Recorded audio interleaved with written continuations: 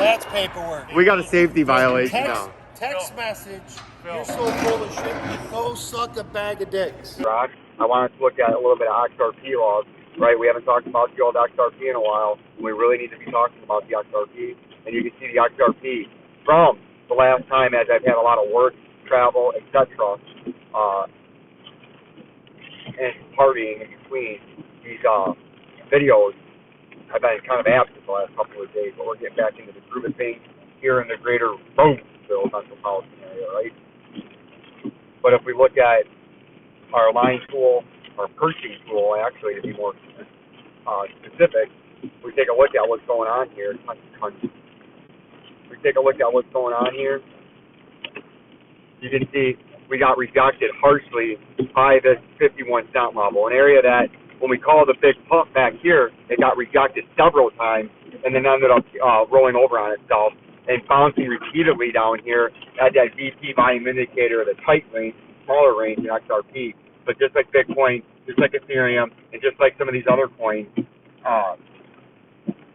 it's bouncing coming from above it. It acts as support, right? It wants to bounce. Bulls are sitting there until it flips it and gets underneath it and closes and uses it as resistance, and then it flips it. This is going to continue to be down here at support back in June or July, back in November of 22, back in September of 22, and all the way back here in May of 22. But then we got resisted and rejected harshly, like we told you on a pump that we predicted, and we're bullish on XRP for one of the few times, really bullish in a shorter term or even a longer term time frame at XRP since I started making videos.